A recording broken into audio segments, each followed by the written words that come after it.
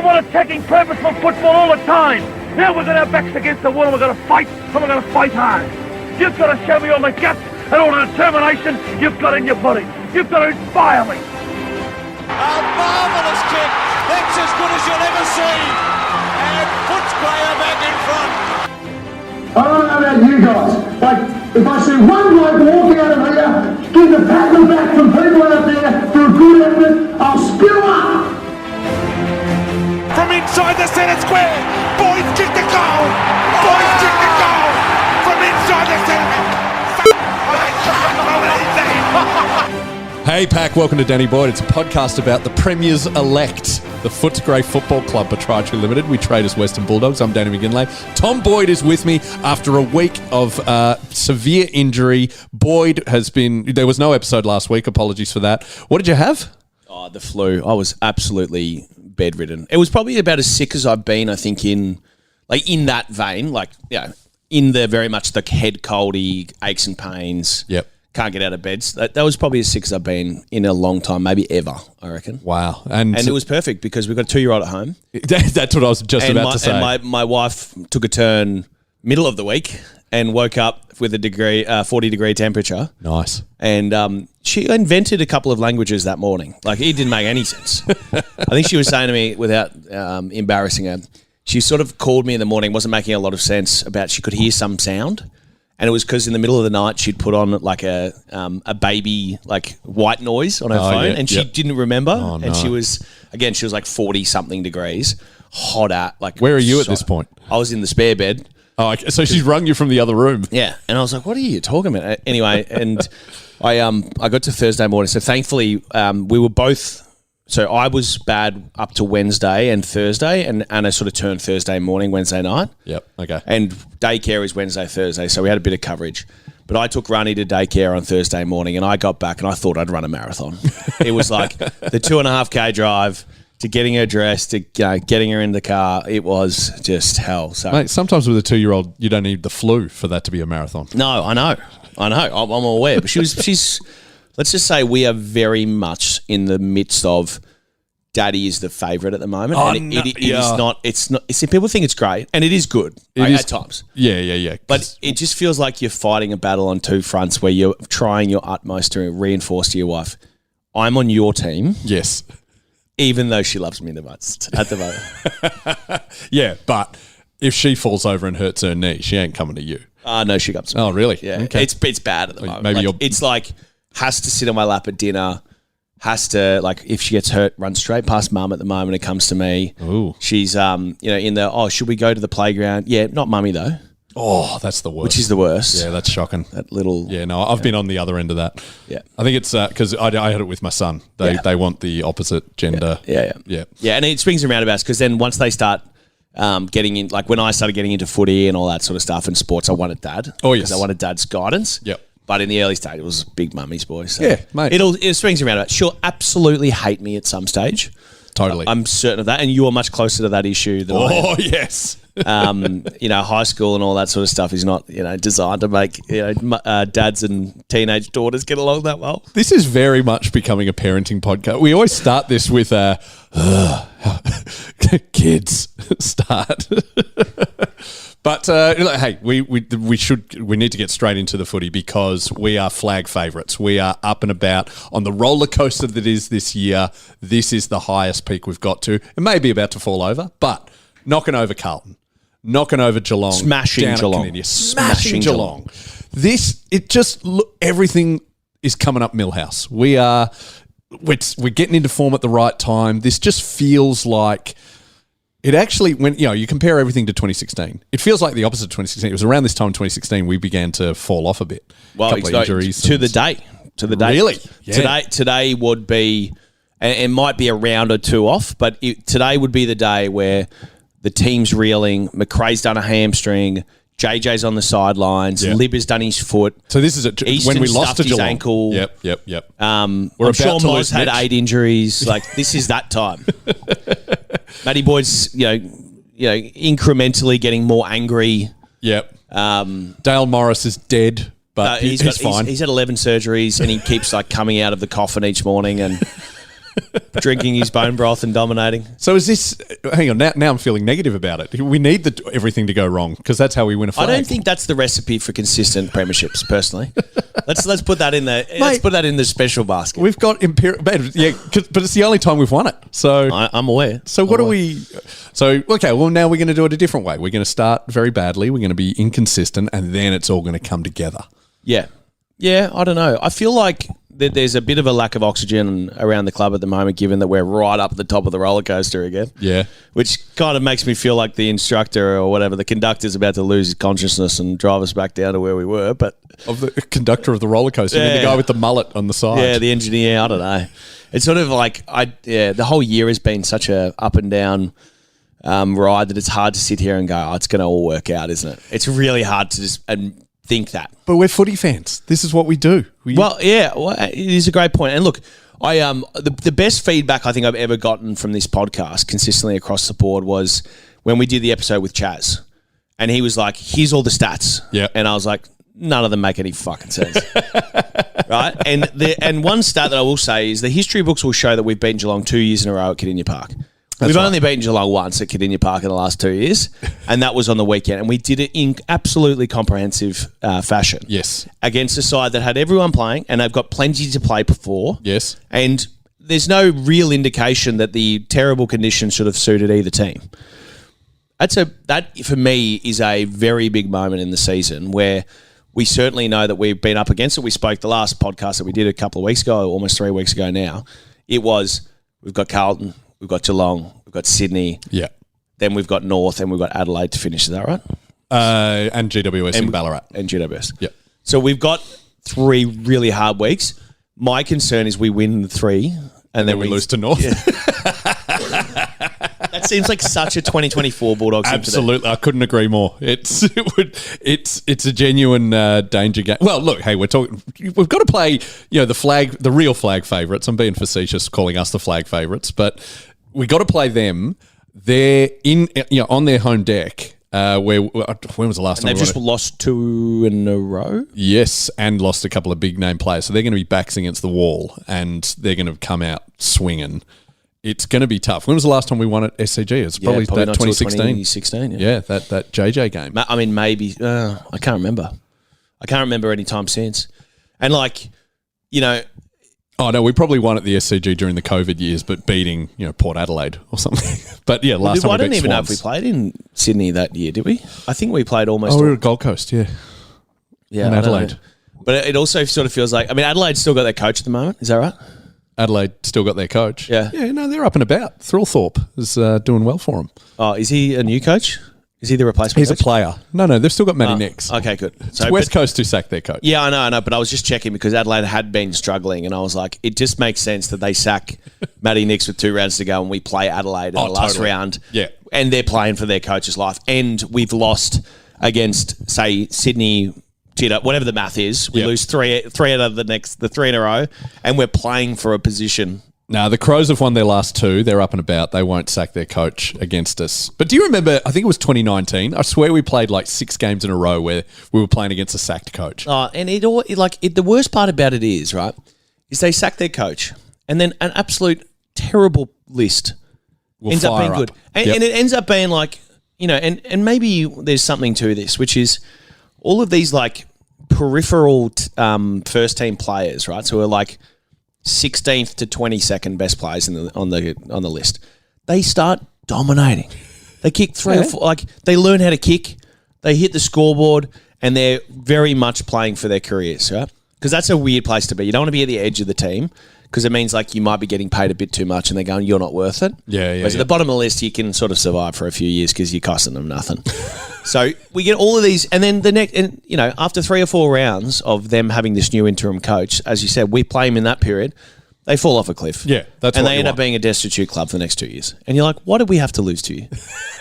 What was the point of that? What did you get out of it? Yeah, I did a sketch last year. It's up on YouTube about the Bulldogs sacking their coach, and but then sacking the coach every single week until the grand final.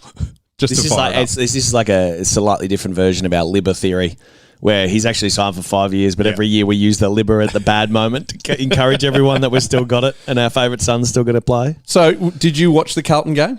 I watched little bits of it. I can't remember what I was doing. You were probably, I think I was working. doing some work safe gig in, West Wyalong, and I was up in Gormandale actually last week. That's a made up place. Well, yeah. So get to the end, go to the Monash, go to Traralgon, turn right. Haven't won in 3 years. This club. And how'd you go? Did you get them over the line? It was their best performance. They only lost by 60 points. Their best previous was 84. Okay. And their highest score for the year, I think, was 6 goals. I think they kicked 7 or 8 in the weekend. So. The Boyd factor didn't get them over the line? No, we got it over. That is over the line for Gormandale, just to be clear. And also, previously in the start of the year at Eastern Woods' hometown in Camperdown, they hadn't won at all, and they were the defending premiers, or they'd been in the grand final the year before. Yep. Lost the first 4 or 5, absolutely dominated, and then went on and win 3 or 4 on the trot. There we go. So there's a bit of Boyd factor. It's a bit of that. Anyway, let's focus on the actual subject matter of the pod. That game was amazing. The Dogs, we played so un-Bulldogsy in that Carlton kept missing and it looked like to be dominating play, and then we would get the ball out of the centre and score a goal quickly. We never do that. No. It was amazing. It was so I was there with Carlton supporting friends, and I could see their heartbreak. I did watch it. Now I remember. I did watch the whole last quarter. Great, I think, and it was very much. We do all this hard work, then Carlton score, and then we score within 5 seconds. Yeah. It was amazing. It's awesome. Great for nerves. Great for nerves, because so many of those times in those last quarters, it's like we do all this hard work, we turn it over, the other team score, and then we just sit there 3 points apart for like 10 minutes. Yes. And everyone's feeling horrible. Yep. And everyone's going, this is going to be a long ride home. It was, especially with Carlton fans up and about. It was an absolute sellout, that game. No one could get a seat. I had to get Dave Hughes in on my membership. That's how chockers it was. Hughesy couldn't get a ticket. You should probably think about your life choices. Why? Helping out Hughesy? Helping out a Carlton supporter. Oh, right. We need the scales of Bulldogs versus Carlton supporters to be in our favour. You're adding to the problem. Well, if Will Anderson had needed a ticket, I would have helped him out as well. I'm a community man, Boydie. Anyway, I wanted Hughesy to suffer. You're a name dropper is what you are. That's exactly what I am. Clang. Look, I didn't think we would win that game because Carlton was so in form.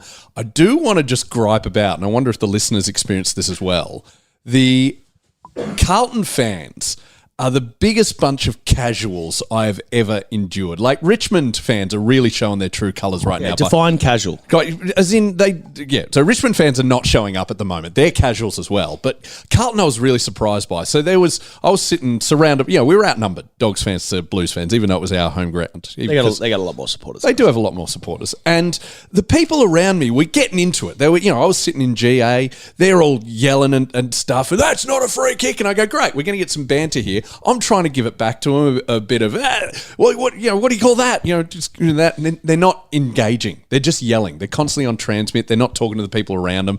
So then I try a different tactic. Quarter time, I'm noticing no one's kicking it to their number 4. A few times he's been like open, and I'm like, oh no, don't give it. Oh, good. They ignored him. And then I was noticing this a lot. Gets to quarter time, I turn around to the bloke who's yelling, and I go, mate, who's your number 4? And he goes, I don't know. I go, what? And he points to someone else. Oh, he'll know. And I'll go, all right, mate, who's your number 4? This other guy. And he goes, it used to be Kernahan. And I'm like, yeah, that doesn't help. And eventually I'm going, so why aren't you kicking to, it's a guy called Holland or something. But, and I go, why aren't you kicking to him? I don't know. I'm like, you don't even know your own players. And now every time he yells at an umpiring decision, I'm like, you have no idea what you're talking about. Oh, wow. They're calling for deliberate when, it's clearly touched and just... They're what I would call PONs, producers of noise. Well, those type of people. All they do is they go just to stretch out their vocal cords and make people know that they're there. Well, this is what I'm suggesting now to the AFL. We need sections. You know how there should be some sections where you've just got Bulldogs fans, you've just got Blues fans.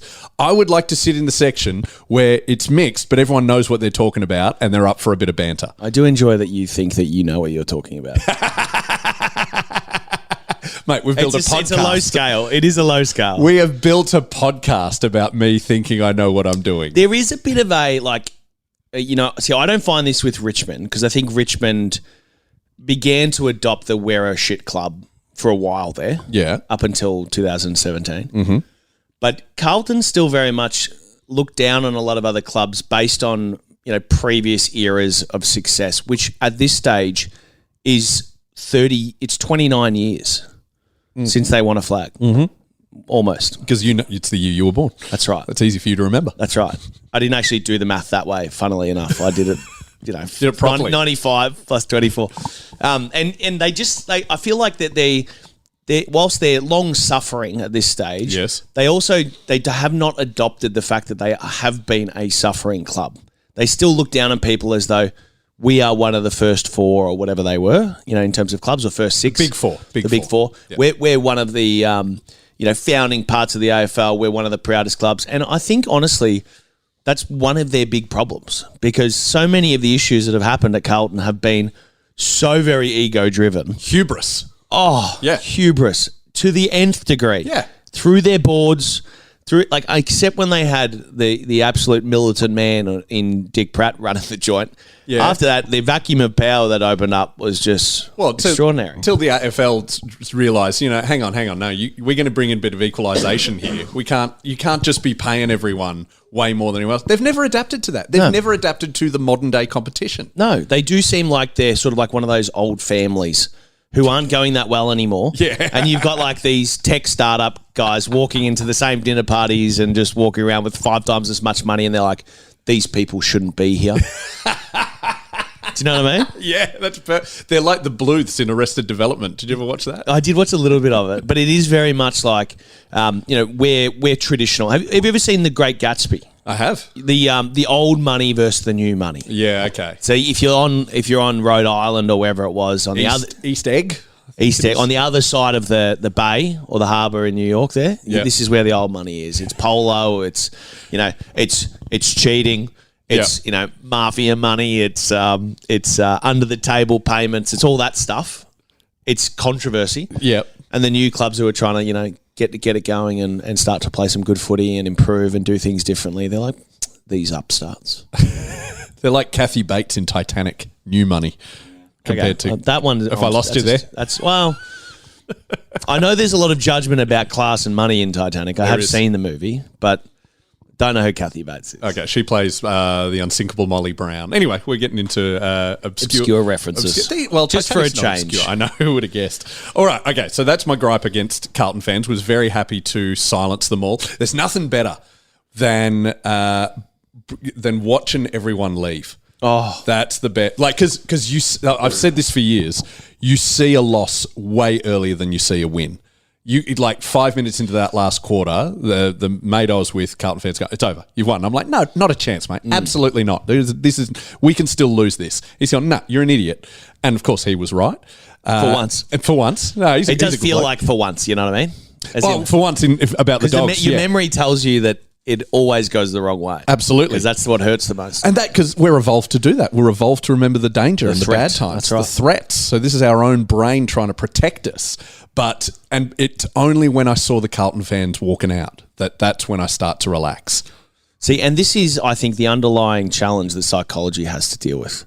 Let's get really into the crux. Right, I love this. There is a school of thought around exposure therapy. You know what I mean? Okay. If you're averse to stress and you get anxious, you should do things that are slightly more and more incrementally stressful to build your tolerance. So, like, if you're arachnophobic, be in the same room as a spider. Oh yeah, look at a photo. Look at a photo. Then be in the. Eventually, let a tarantula crawl on your head, sort of thing. That's reenact Home Alone. Yeah, that's like that's the learning curve. If you're okay. But there is a really good place, and I'm a big advocate for this. Is that sometimes you just need to sit back and maybe watch some vision of all of the clubs that you hate leave the MCG or Marvel, because sometimes you just need to calm down.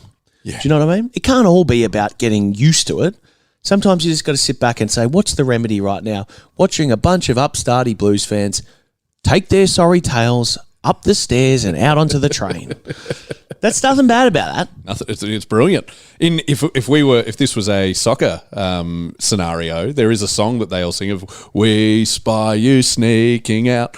Although there was a great one I heard when there was an injury time goal, and I think against Tottenham. I got told this by an Arsenal fan. So Arsenal score against Tottenham in the dying seconds. And it's at Tottenham's home ground. They all start leaving. And the Arsenal fans start singing, "Is there a fire drill? Is there a fire drill?" Which is also that chant, funnily enough, is also the one that if you read words and listen to it, every time you read the different sentence, it changes. Your ear hears it differently. Oh, now we're getting psychology. Well, because there's like I can't remember what the one is, but there's one where it goes like Homer Simpson, and then it's like some other 3-word sentence, and if you just read it, all you'll hear from that chant, the same chant over and over again, is the different line. Intonations. And because you don't really know what you're listening to. No. Your brain will just get tricked by looking at it. But, I mean, you've missed the absolute classic, which it does tend to happen, I suppose, more of individuals leaving, which is the na goodbye. Yeah, that's very American. Now, I disagree. I learned that very much the first time going to the cricket and watching people get arrested and thrown out for being drunk. Really? Because we always did "You're going home in the back of a DVD." Yeah, there was that one too. They started with na, which was like as the whole scene played out, you could do that nice and slowly. Yeah. And then as they started leaving, that's when you go into that. I didn't know you were hanging out at Bay 13 in your young years. It didn't even have to happen in Bay 13. My dad didn't take me to Bay 13. It was up in level 3 at the MCG for one of the one days, I think. We were walking in with an esky and all this stuff, and Dad was like, we're all set up, and we had all of these soft drinks. It was going to be a great day. Little did Dad know, you can't bring any soft drink cans into the ground. Of course, none of the cans. So we threw all of them out. The day was ruined. I was like 7 or 8. Yeah, soft drinks like the best thing in the world for you. Yeah. And then, nothing. See, in Perth, when I saw people get taken out of the ground or have issues. For the cricket? Or no, for the footy for this one. This is a Subiaco. I remember this like I was yesterday, which it also lines up very much, I suppose, with my on-field experience of playing over at Subi, which is that Perth fans are a bunch of scumbags. Because at this game, it was they're not casuals, though. No, God, no. They don't know what's going on, though. They wouldn't meet your criteria. They'd be like, Bay 13 is the whole ground. Oh, the shit they used to say and spit and carry on. Anyway, we were sitting there. It was a 2011 elimination or semi-final, Carlton versus West Coast. And it was like we had Chris Yarran and Garland and Eddie Betts, and they would dominate. The Mosquito fleet, they would dominate. Okay. And we were sitting there in front of him, this Carlton fan from Perth. And you're 16. And you've flown over. 16 or 17. And you've flown over from Melbourne as a Carlton fan with your dad. With my dad. Yep. Went to the Little Creatures Brewery. Great. Anyway, we're sitting there, and there is this guy who is paralytically drunk before the game starts at 6 o'clock. Nice. And he's a Carlton fan from Perth, and he is starting shit everywhere. He's yelling at people. He's carrying on. He's turning around every time Carlton kick a goal. He's abusing everyone. He's in the front row of the second tier, so he's looking back up. Absolute lunatic. And anyway, he eventually gets escorted out, and he doesn't want to leave. So the security guards grab him and hang him over the second tier. Jeez. It was serious because he was throwing punches, and his missus was standing behind the security guard, whacking the security guard in the head. I'm like, you do realise the security guard's holding your boyfriend. Yeah. And gravity is undefeated. And then, literally at the end of our row, because back then I don't know if they ever changed it, but it's like they're like bench seats with painted lines on them where you sit at Subi. Oh, okay, yeah, like they used to have that at Waverley. They used to have that at Whitten too. They did, yeah. And we were sitting there, and literally probably 4 or 5 seats up, this old bloke's carrying on at the end of one bench, and then there's this big muscly bald dude on the end of the other tier or whatever, and this old bloke's having a go at this bald fella. And his mate gets between the bald guy and the old fella. So, like, literally between the 2 rows, or where there's a walkway between them. The bald bloke, the old guy's 75. The bald bloke reaches over his mate and absolutely king hits this bloke, smacks him, and then just walks out and vanishes. Oh, straight away. Run. And the old bloke's at the end of our row just going, with like his whole eye was it was crazy. Anyway, that was my experience at Perth. And then I played over there in 2016, particularly that game, and I was like, oh, it all makes sense. Yeah, it hasn't changed. No progress has been made. And the best part was, because we started well that game, it was all directed at West Coast. So you're talking the elimination final? Yeah, in 16. Yeah. It was all directed at West Coast. Like, there was a moment where Jack Darling thought he was about to get hit when he was in 50 metres of space. I think almost all, or exclusively because he'd been abused so badly by the Perth crowd. He thought one of them might have jumped the fence or something. Are Eagles fans worse than Dockers? Oh, or they're pretty comparable. I think the Dockers probably got a bit of the spillover of the rabble. Really? So they're worse. I think so. Full on. Now that Bob's there, he'll fix it. Yeah, and Simon Matty Garlick Boyd. and Matty Boyd. And, Matty Boyd, that that level-headed, calm man. He's principled. I'll give him that. Don't know how much he's going to influence the 80,000 Freo supporters, though. Nah. No, well, you can't control your ferals. That's anyway. How did we get on to just slagging off Perth fans?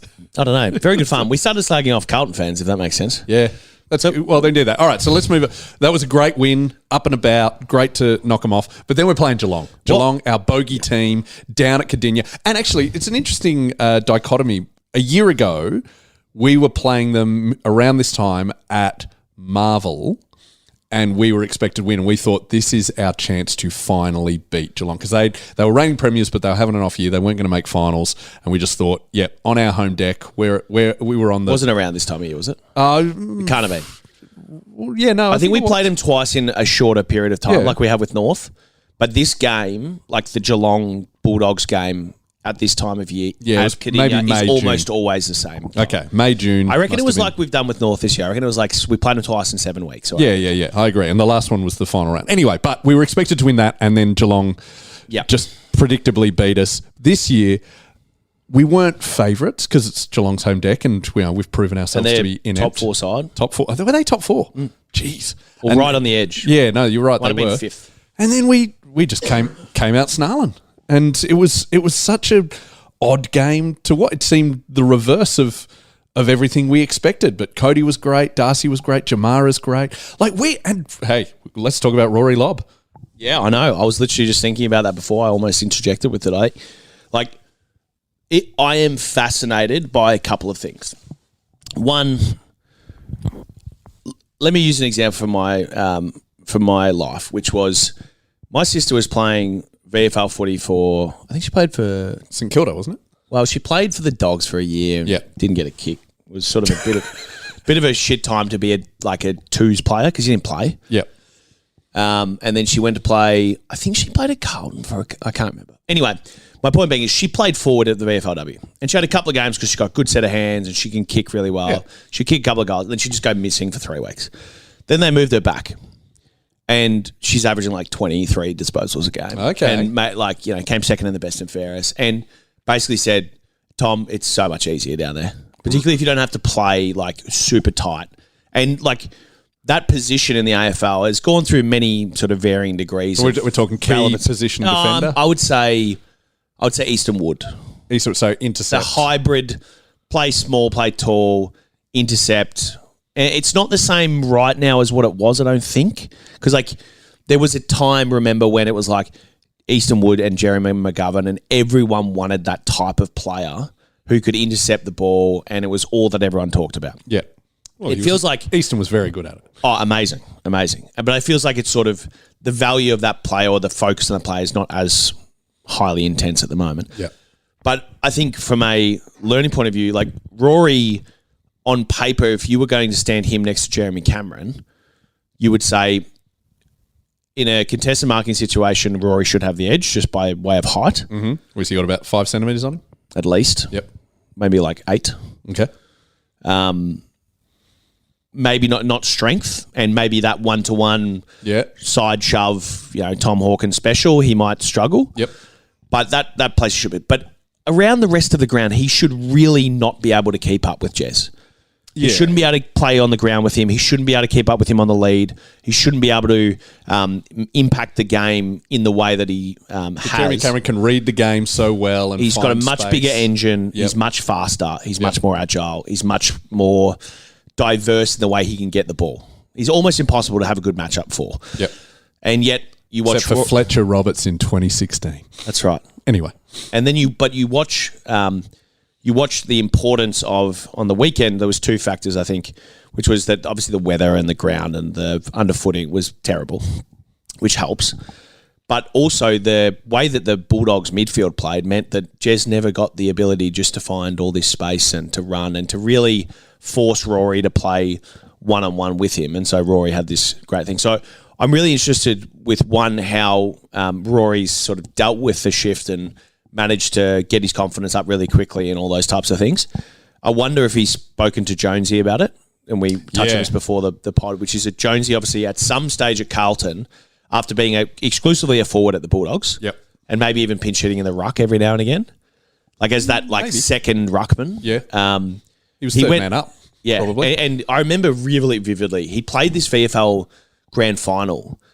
2000. It'd be 14 or 16. The one. 14. I reckon. And against Box Hill. He kicked 5, right? That's Box Hill. Yeah. And they said to him after the game, said and by this stage he would have been playing AFL footy for 10 years, 8 years. Not 10. Like that would mean he would start. Oh, right. I mean, be on 20 years now. But he would have been in the middle of his expected career, right? From a time point of view. And they're like, "Do you reckon this is going to help you translate into AFL footy?" This was an interview that happened on the ground after the game. I don't know why I remember it. I just do.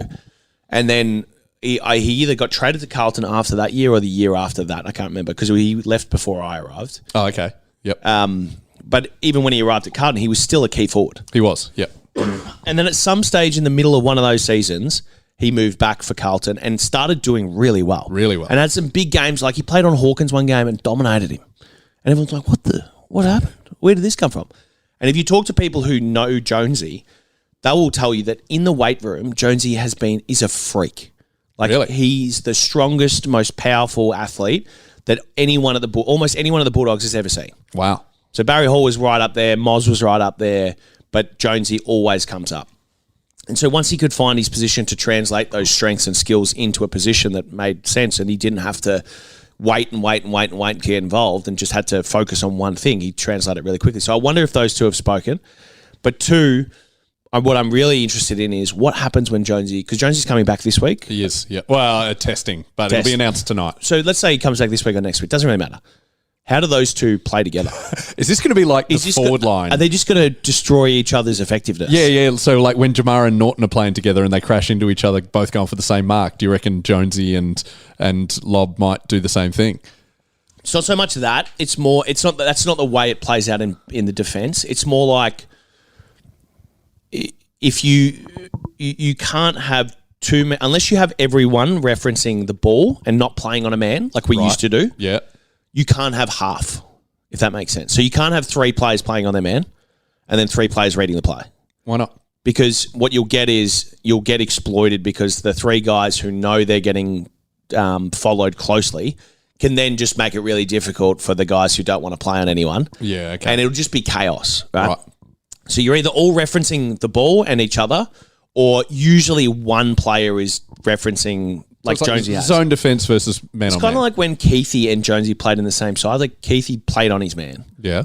And then Jonesy was given a bit more freedom to do it. Okay. But if you have both of them doing it, it ends up being like unless they play very well together and play off each other really well and know when, their role is to play on their man and then their role is to play off.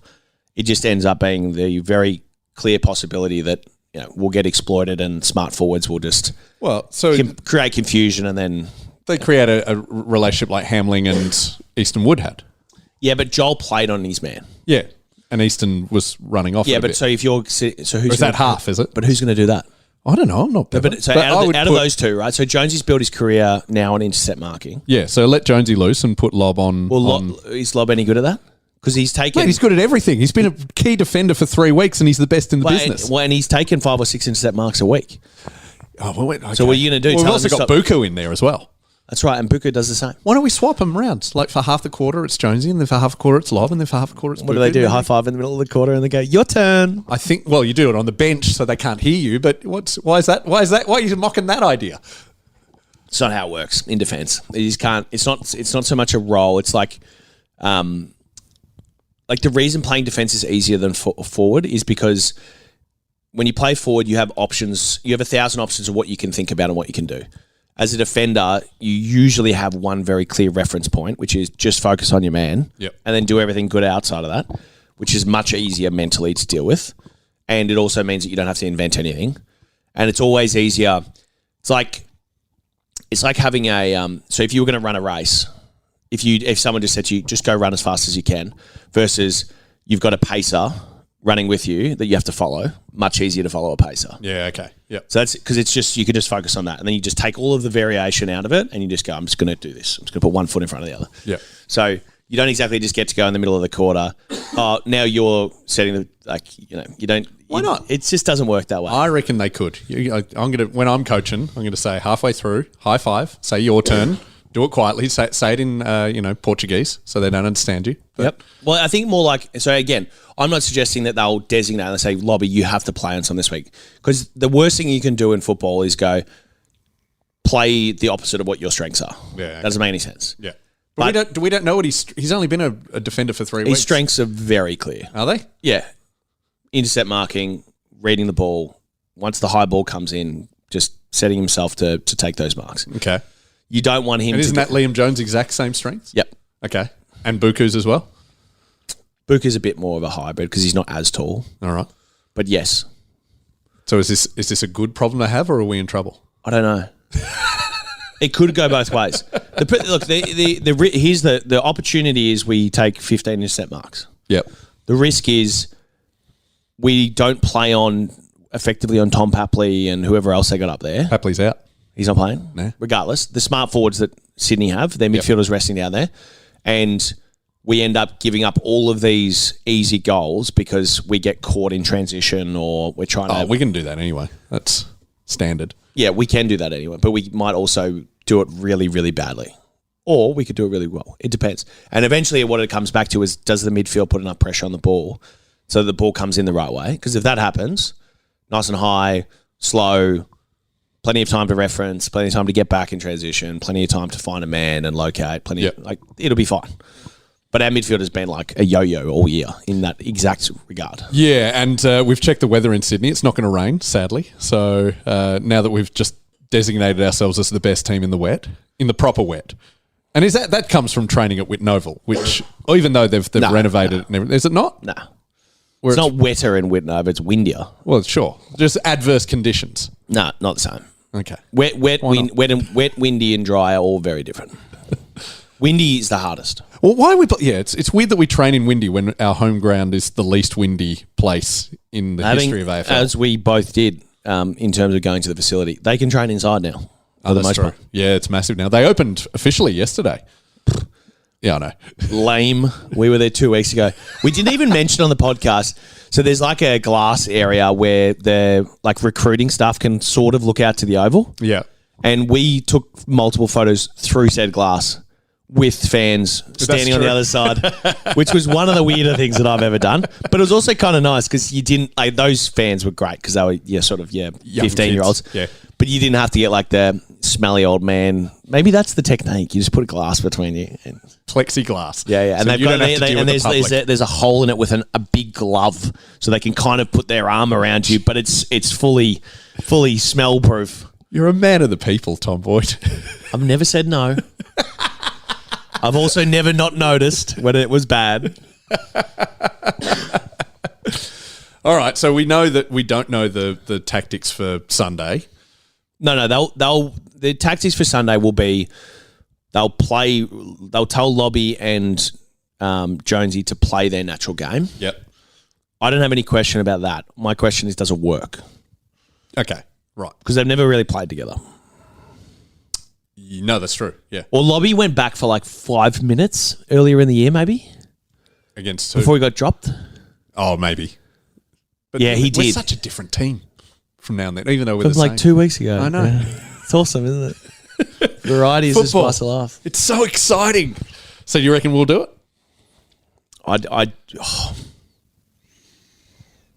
We're on air, so we've got to be a bit more positive than normal. Well, my tip I gave last night on radio was, given I'm a life member, I'll tip the Dogs. Yeah. But by like 11 points. And if we lose, it's not doomsday. it ain't doomsday at all. If we find out enough about Sydney tomorrow, then this is being very optimistic. Tomorrow, whenever we play, Sunday, 3:20. If we find out enough about what works against them, that the next time we play, we feel more confident. Do you remember last time we played them? Maybe. We did a pod the next day we lost by 2 goals, but talking about how positive things were. Because it was in sort of dark days. And we played really well. There was that dodgy 50-metre penalty against Leith, I believe, and just sucked the air out of the game. Yep. And he's had a couple of those. Yeah, he's had one against Essendon was him as well. Remember? He's had a couple of brain farts, but I don't mind that. No, the one against Essendon was ridiculous. He never stops trying. He's consistent in his effort. Jeez, he's a whipping boy, though. Oh, he is, yeah. So many people turn on him so quickly. It's really annoying. I think people have like this to the like Carlton casual fan. Yeah. No one knew who number 4 was. I feel like no one knows who like 6 of our like the difference between about 6 of our little players. Tony Scott, McNeil, and Dendo. All their numbers are very like 27, 28, 29, 30. And they're all like, everyone asks, and I would say fairly, why do we have so many small half forwards? McComb was another one. McComb. Yeah.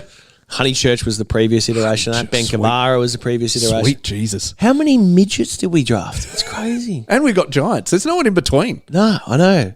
And I did say to someone, I was What like... is the average height of an AFL player? Like, am I average 187 centimetres? Yeah, about that. Yeah, okay. I can't get it. This is why I can't get a game. Maybe 187. Yeah, probably 187 to maybe just above. Yeah. Yeah, I'd be shorter average, but 6'1.5". yeah, okay.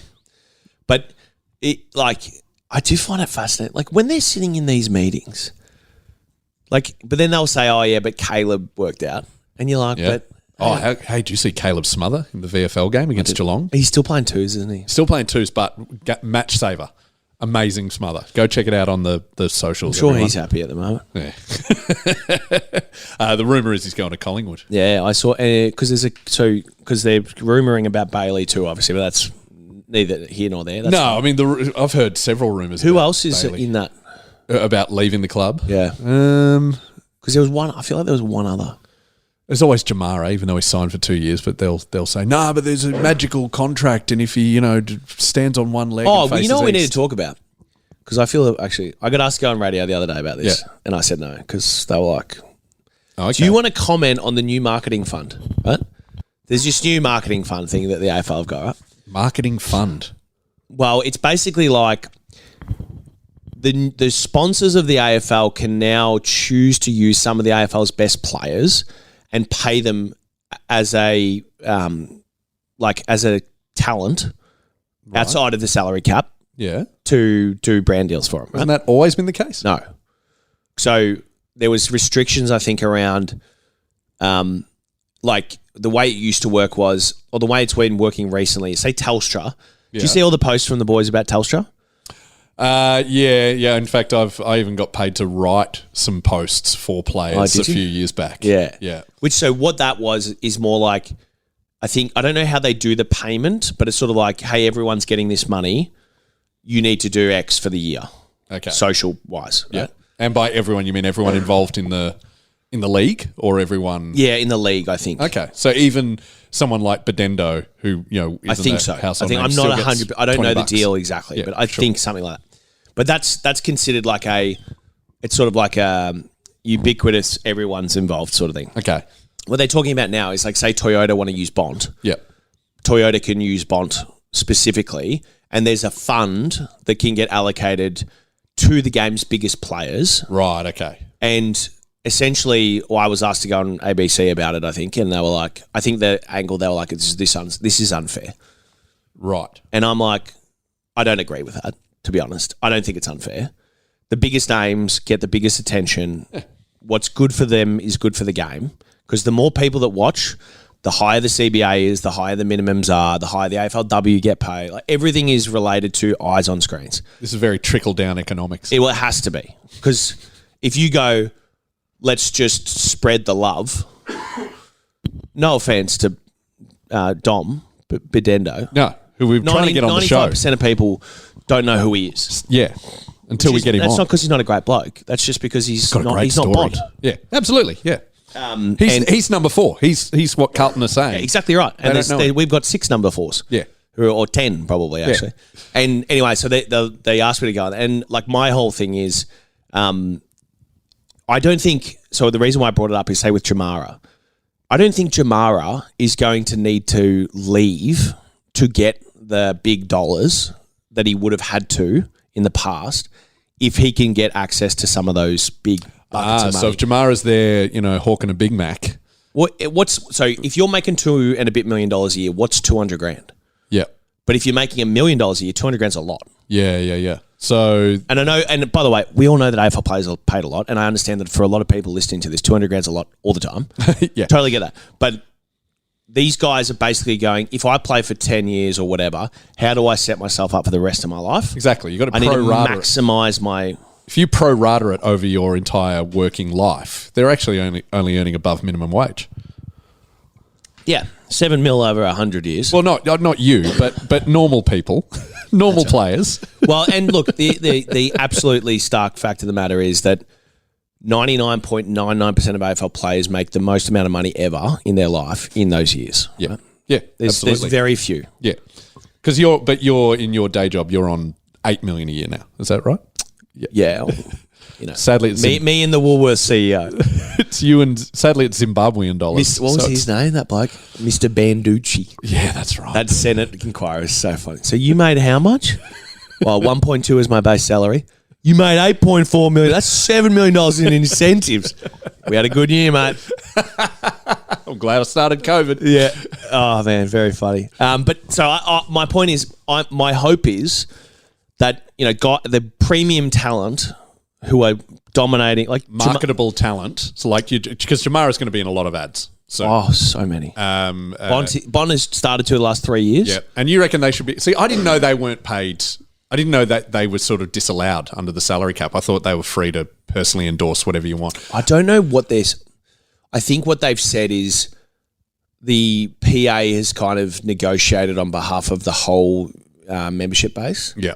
And now they're kind of aligning with what's going to be most attractive to sponsors. Yeah, fair enough. And the union, like everyone will tell you, the union's job is not to make everyone paid the same. The union's job is to make the minimums for support and for CBA, like for the base level contracts, it's to make that the highest. Yeah. Yeah. That's the commitment of a union. It's not to go, the head of Power Core should be paid the same as the guy working on the electricity lines. Yeah.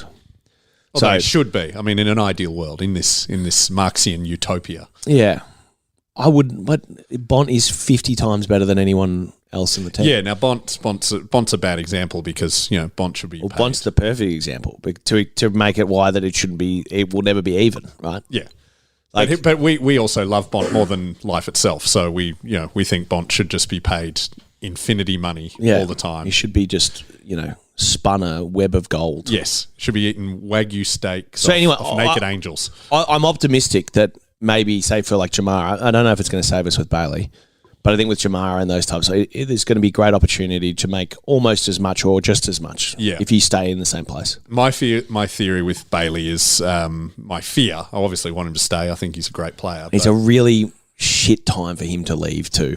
Yeah, agreed. With Treloar and Libber at 33 and 34. Man, you'd be looking at them in the current form and you're like, well, maybe they'll play till they're 40. Yeah, of course, but they won't. Yeah. My fear with Bailey is, the Cotton On and Geelong. Yeah, Geelong, there are so many little businesses down there that he will be able to be the face of, Con's Corner Fish and Chips at Ocean Grove. And none of them would be able to afford him. Yeah, well, yeah. Guarantee it. But they'll do I'm not a business-minded person, but I fear that if the Cats will get him. I think, honestly, the thing that will push Bailey over the edge, from what I can tell as an outsider, very much so, is the on-field experience that he's had is going to be the reason he leaves. Right. He's going to make enough money anywhere. That's true. Unlike the other guys, Bailey's footprint is standalone now. He doesn't need the AFL. Yeah. Although, if he loves surfing, Cardinia Park, it's underwater. That's right. He can just scuba diving. He can just scuba dive while he's in the midfield. Anyway, we should wrap up. What are your thoughts this week? I'm genuinely excited, and not that if we get spanked, devastation. But if what number is it? What's the number where it's devastation? Well, there's 30-point losses and there's 30-point losses. Like if we are still within 2 goals halfway through the last quarter and then they, sort of kick away, we drop our heads, that's not devastation. But if they get 30 points up and then it's a scrap and both teams take their foot off the accelerator, that's a bit rubbish. I'm hoping for the best, and normally I expect the worst. I would... Anything under, what's the line they have in gambling? It's like 38.5 points or something. Yeah, I was going to say, once you hit the 3-0, that's when it starts getting a bit like... Yeah. There's not many 40-point losses that are 40-point losses. Yes, not that are good. Yeah, so let's go 40. But that said, I'm optimistic, and I will be. I'm hoping to be in Sydney on the weekend. I'm hoping to go to the game, but it's not looking 100% likely. But either way, it's on Channel 7. We'll be able to watch. I'm always quietly confident. I'm always amazed. Even games where I'm convinced we're going to lose, like against Carlton, I was convinced we were going to lose. But as I walked into the ground, there's something about just putting on that scarf that makes me feel 2 meters tall. What could happen? Yeah. Yeah, I reckon. We got this. We got this. And just, do you know what actually helps? I'm getting a bit hippie here. Seeing other Bulldogs fans always inspires me. Always just makes me feel, no, that's right. Because often when you lose alone. You're sitting by yourself. You might do a bit of doom scrolling. You're just seeing idiots on social media. Whereas when you win, you're hugging people and you're seeing it. And it's. I really like seeing other people. So, speaking to the large group of Bulldogs fans right now, let's enjoy this. Let's enjoy this moment because it might be another false dawn. But we have knocked off Geelong. We have knocked off Carlton. We have a chance of going for the champions here, the champions elect. We can do this. I feel like the Biden aspect of the Bulldogs is gone, and we've now got Kamala. We're the Kamala of the AFL now. Well, I don't know about that because we don't know how that's going to end. No, we don't. But there's hope for Democrats right now. Do you know what we don't talk about with Kamala enough? I know this has nothing to do with the Bulldogs. Was it her mum's from India, her dad's from Jamaica, or it could be reversed or something like that? How good would she be at cricket? She'd be amazing. If only cricket was popular in America, she could be like Tom Gleeson, the Australian fast bowler, and just come out, bowl a couple of leggies, and then announce a policy. It is just like, cricket is such a dark horse in the sporting scene that so few people, for how big it is, understand what it is. Second biggest sport in the world. It's insane. Kohli made something like $100 million in a year. Yeah. And it's getting huge in America. See USA beat Pakistan. It was massive. I didn't know. Here's the scenarios that I'm looking at. Okay, yeah, back to footy. Yep. So we're 9th on the ladder with 40 points. We're just behind Essendon, who's got a draw ahead of us. We've got better percentage than everyone up until 3rd in Brisbane. And we have better percentage than Carlton, who are 2nd. That is very rare for the Bulldogs. Yes, very. I must say, we usually are struggling with percentage. Yes. So we have got a golden ticket. We just need the points to come home. We're going to jump. At this moment in time, if we were one game ahead, we would be 5th. We'd be 5th. Amazing. It's crazy. And Freo are only 2 points ahead of us after that. Yeah. So the scenario that I see is regardless of this weekend, we win 3 out of the next 4. We come home. We might snag a top 4 finish. Wow. We might. We might. Yeah, I like and this train of we thought. might get to watch my favourite side to watch fail, Essendon. fall to 12th or something. Yeah, it's not often I cheer the Crows. After the shit we've listened to from them for the last, I've been very steadfast. My opinion is that the things that happened in 2013 or 11 or whenever it was, the doping saga, will destroy that club for a generation. It's going to be a whole generation. Yeah, and a generation is 25 years. Yeah, because the fabric of that place has been torn to pieces. Yeah, I had to stomach the fact that they looked okay for half a season. My biggest fear is because they're going to win a final at some point. The streak will be broken. What is it, 6,000 days or whatever, and whichever team loses to them, you should get kicked out of the league. Tasmania should just replace you. And I'm so scared that we have to play him. We had to play him in 2021, and I was so petrified that week that we would be the team. But who would... Who would it be funny for them to lose to Essendon? Yeah. Carlton, Collingwood, Richmond, Hawthorn. Easy. Melbourne. Yeah, I think Carlton and Daylight. Because there were so many games. 8th and 9th was popularly dominated by Carlton and Essendon half my childhood. Yeah. Well, at least my viewing childhood, sort of in the 2000s, and it'd be hilarious. It would be. Especially I imagine this year. Well, even better. Mate, go back to talking about us being in the top 4. To make the 8. Well, okay. We're going to do this very quickly because I've work to do before a meeting in 39 minutes that I definitely have not done. So the next 5, right? obviously for us is Sydney, Melbourne, Adelaide, North, and the GWS Giants. We win 3 or 4 out of those, right? Yep. That puts us on points of 56, which puts us, I would say, are Brisbane going to win that many games? Probably. Yeah, they're doing pretty well. Brisbane have got Gold Coast I do. at home, which means that Gold Coast can't win. Apparently. So the tail. No, it's Gold Coast first game. Gold Coast home game. It doesn't. It is Gold Coast home. Sorry, I was reading it wrong. St Kilda, GWS, Collingwood, and Essendon. They should win. We're not going to overtake them. We're probably not going to overtake Swans. No, I've already said we're not going to. No, we're not going to catch them. Carlton, we might. Carlton have to win. Can only win 2 to finish, which is probably not going to happen, given that they've got Port, Collingwood, Hawthorn, West Coast, and St Kilda. Yep. You'd think they'd win 3 of those. So that puts us. So Freo's the only gettable, and Freo will need to win 3. And they're not going to. Are they going to beat? They're not going to beat Geelong. They're probably not going to beat Port Adelaide in the last round. And then you got Giants, Essendon, and West Coast. Very possible. Very possible. Very possible that they drop out. First top 4 finish in Luke Beveridge. And the absolute certainty is that we have to beat the Giants. Yeah, at Ballarat. And they haven't announced when that game is. I'm really annoyed by that. So I don't know if I can go. I don't know if I can't. That could be the game. Needs to be 2016 level toxic cauldron. Yep. Loud as you can. Bring Danny back on the banners for that game. Damn straight. There's movement at the station. I did quote you last night, actually. Did you? On the massive 98.1 Eastern. I actually mentioned the podcast for once. And then thank you. I said, obviously, Danny, he said, oh, yeah, Danny used to do the banners. And I quoted 2 in particular, my 2 favourite, I think. You want to guess? Well, everyone loves Blood and Boots, 2016 prelim. Negative gearing against Melbourne? No. What was the other one? Very me focused. Oh, if you thought Tom Boyd cots the earth, try buying a coffee in Perth. Your first game for us. That's awesome. So I quoted those 2 on. They loved it. They loved it. It was very good.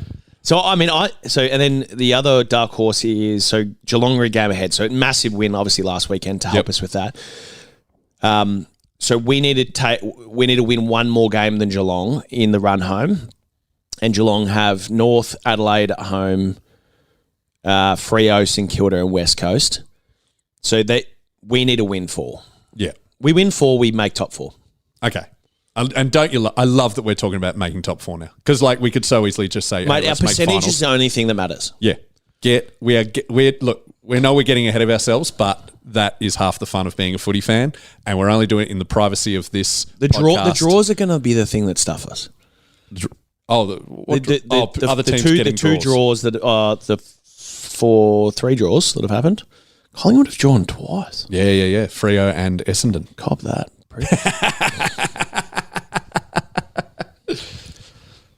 Anyway, All right, you got to go to work. Dogs fans, enjoy the game this weekend. We'll be back for a Patreon episode. Did you give us a next number week? For what? You didn't give us a tip. For what? We'll win by Sydney will drop their heads.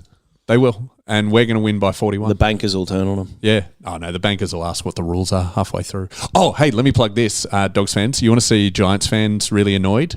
Just released a video on my YouTube. Worst 5 GWS losses. So with Alex Williams, who's actually a great bloke. But if you want to see some orange pain, and we all do, check out my YouTube. Also, get on the Patreon. We're having great fun there. And is there anything else you want to plug? 98.1 East FM? Or? Yeah, no, nothing. Oh, my new website came out yesterday. Oh, yeah, that's true. Yeah, and I didn't design it myself, thank God. Everyone goes, it looks really good. I'm like, I know. You get people who are good at doing that stuff to do that stuff. Sweet. Will they do a podcast? Will they do our one? One for the podcast? Yeah, probably. Do we need a website? I don't know. No, I don't think so. We need that thing where they film us. So, if any of you are podcast people who I got some quotes from that the us. other day. We're not doing that, I don't think. Oh, really? Yeah. Okay. Well, if anyone wants to do it for mates rates. Oh, and we will have to obviously do a makeup episode for the Patreons at some stage. Absolutely, we will, because, Boydie was sick last week. Anyway. So maybe we'll do, for that, maybe we'll do one tomorrow online, just a quickie. Okay. And once they've announced the teams, hey, get involved. Or maybe we'll do a reaction episode on Monday. After the game. If we win. We're going to do 2, though. Yeah, all right. Yeah, no, Sunday night. Yeah, If why don't we do win- reaction regardless? No, we don't do it if we lose. Oh, We yeah. want us to just Well, we win. need to do Patreon next week anyway. Yeah. So maybe the reaction episode will be for Patreons and then we might release it a bit later and then we do a standalone one. This has been an on-air meeting. Thank you for listening to There's that. one every 2 weeks. I gave my childhood to that roar of the red, white, and blue sea, and the knowledge that you had two loves, the Bulldog boys and me. 20 years on, I feel that longing hanging in September air. But the reason I go every week is to pretend you're still there. And they will find the glory one day, and I will throw it at your feet. It's a long, long road they're running for you, the dogs of Footscray streets.